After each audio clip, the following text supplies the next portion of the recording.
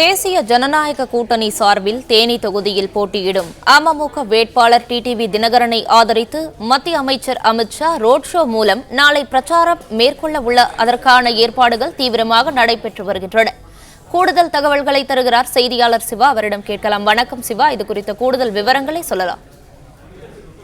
2 நாள் பயணமாக நாளை தமிழ்நாட்டிற்கு நாடாளுமன்ற தேர்தல் பிரச்சாரத்தை மேற்கொள்வதற்காக வருகை புரியும் மத்திய உள்துறை அமைச்சர் அமித்ஷாவுக்காக தேனியில் பல்வேறு ஏற்பாடுகள் செய்யப்பட்டு வருகிறது.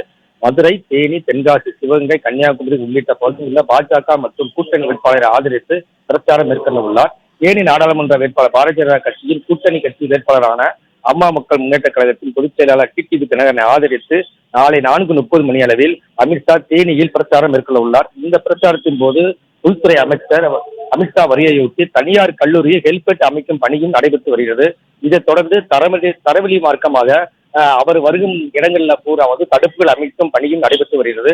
பொதுமக்கள் நிற்கும் இடத்துல தடுப்புகள் அதிகமாக அமைக்கப்பட்டு வருகின்றனர். நாளை வருகை புரிய அமித்ஷா தனியார் கல்லூரியிலிருந்து வடபுதுப்பட்டி, அன்னஞ்சி, பொம்மையங்கவுண்டம்பட்டி, அள்ளிநகரம், நேருத்திலை வழியாக சென்று மதுரை சாலையில் உள்ள பங்களாமேட்டு என்ற இடத்தில் கூட்டணி கட்சி வேட்பாளர் டிடிவி தினகரனை ஆதரித்து பரப்புரை மேற்கொள்ள உள்ள அமித்ஷா.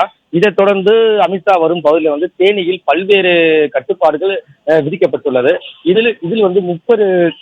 இதில் தேனி நகர்பகுதிக்கு வரும் அரசு பேருந்துகள் மற்றும் பேருந்துகள் வழிமாற்றங்கள் செய்யப்பட்டுள்ளது.